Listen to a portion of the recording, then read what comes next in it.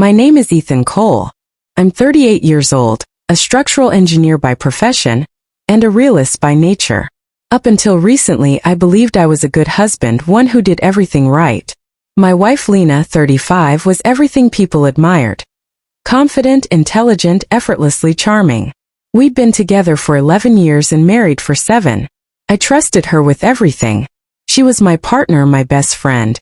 We had a 5-year-old son, Mason. At least I believed he was mine. That belief was once the foundation of my world. Unquestioned and unshaken. Until the smallest crack began to split everything apart. It was a quiet Saturday morning. Mason was at the table coloring.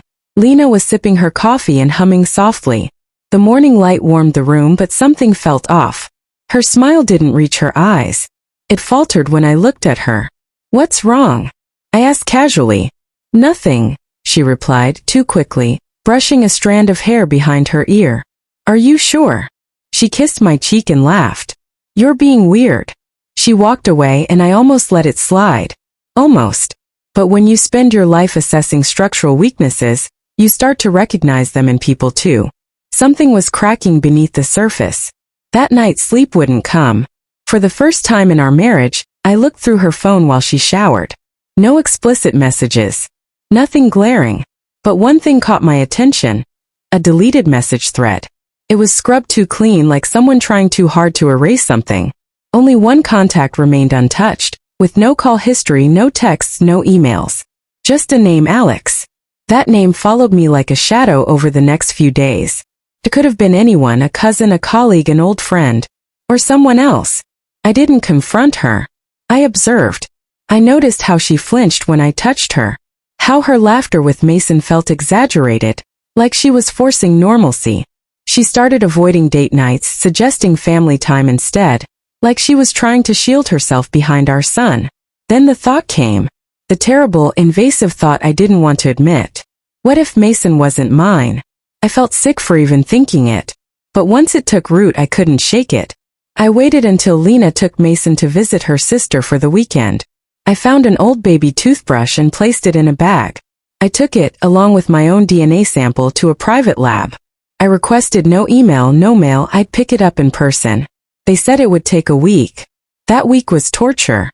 She didn't seem to notice the growing distance between us.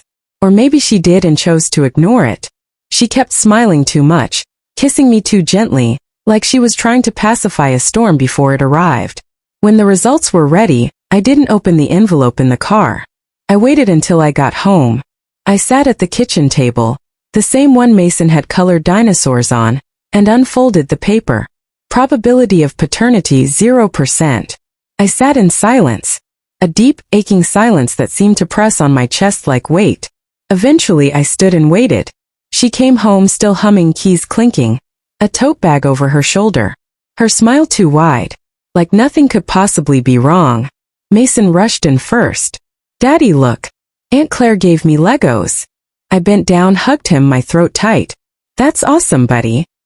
His little arms wrapped around me, and I held him for just a second longer, because I still loved him.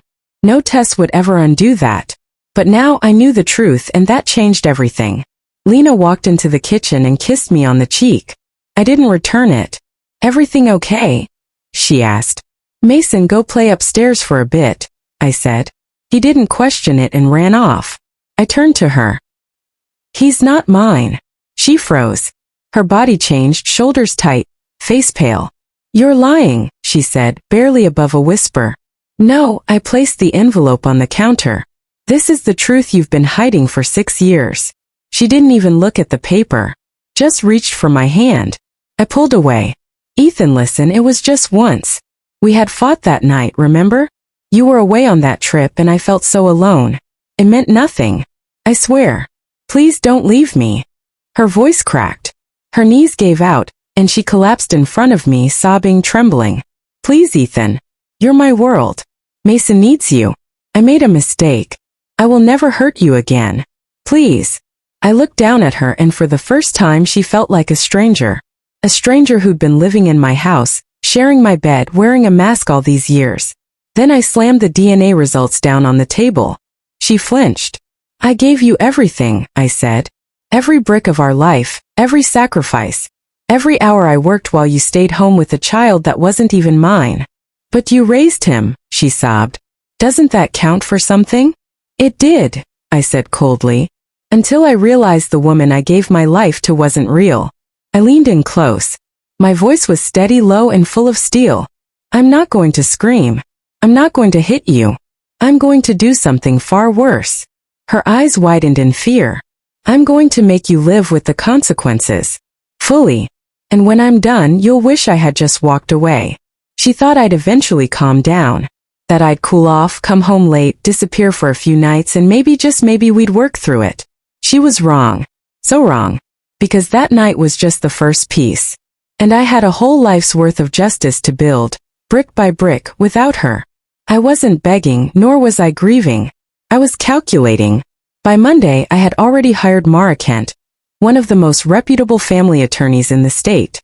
She reviewed the DNA test, the marriage contract, Mason's birth certificate, and a digital file I'd compiled quietly over the past week.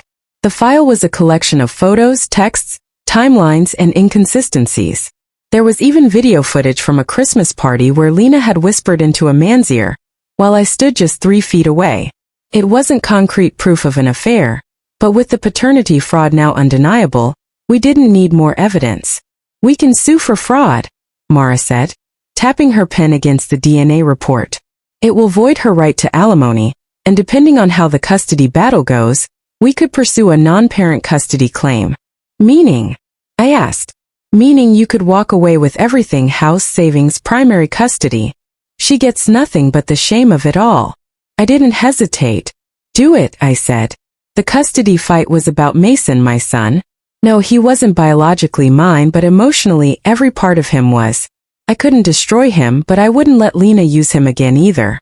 We filed for full parental rights, not joint custody. The reasons were clear: paternity fraud, risk of parental alienation, and emotional harm caused by concealment. The paperwork was cold, brutal, and unforgiving. When it was served at her office, she called me sobbing. "You're trying to erase me from Mason's life," she cried. "No," I replied calmly. "You did that the moment you lied to both of us." Lena had no career before we married. She depended on me for over a decade while raising Mason. Now, with the proof that Mason wasn't my biological child and that she had lied, our prenup was enforced. She lost any claim to half the house, the joint investments, and a say in Mason's schooling or health care. With no alimony, her options were limited. She tried to threaten me with going public, telling friends and family, so I sent one last message. "Try me. I'll make sure everyone sees the test results. Every single page." She went silent. Weeks passed and I kept everything professional, cold, and focused. Then one day she showed up outside my office building. Her eyes were bloodshot, and her clothes hung looser on her frame. She looked exhausted. "You win," she said. "I can't fight this. You've taken everything." "I haven't touched you," I replied. "Not once. I just told the truth. And the truth has claws." She broke down in tears again, but these were real tears, not the manipulative ones she'd used before. I felt nothing. "Please just tell me what you want," she begged. I stepped closer, calm and controlled. "I want you to remember that the next time you look into Mason's eyes and he asks why you and I aren't together, you'll have to decide if you're strong enough to lie again or brave enough to tell him the truth." I paused, meeting her gaze. "I'm his father, not because of blood, but because I chose him." The divorce was finalized in less than 3 months. It was lightning fast, thanks to the airtight case Mara had built. Lena signed everything. No alimony, no claim on the house, no say in Mason's upbringing. She only had visitation rights, initially supervised. I got what mattered most: Mason. He didn't know the details, nor did he need to. Kids sense things long before they understand the facts, and Mason could feel the change. It was quieter, calmer, just the two of us. One night, curled under his dinosaur sheets, he asked, "Is Mommy okay?" "She's okay," I said softly, "but she's not going to live here anymore." He frowned. "Did she do something bad?" I hesitated for a moment before sitting beside him and brushing his hair back. "She made a mistake. A big one. But you're safe, and that's what matters now."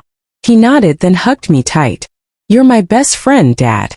My chest tightened not from sadness but from something else. Because in that moment I realized something powerful. I hadn't lost a son. I had chosen one and he had chosen me right back. Months later Lena called. It was short and hesitant. She didn't try to apologize anymore. That part of the script was long gone. "He's still calling you Dad," she said, her voice barely a whisper. "Even after the counselors, even when I remind him." I waited for more but she only added, "Does it bother you? That he's not really yours?" I stared out the window at the backyard, where Mason had built a crooked birdhouse. "He is mine," I replied, calm and steady. "Because I show up. Because I protect him. Because I stayed." There was a long silence. "He'll always love you more," she whispered. "I didn't do this to win, Lena," I said. "I did it because you broke something that can't be rebuilt." She sniffled on the other end but I continued. "He's okay and so am I." Then I ended the call. A new chapter began.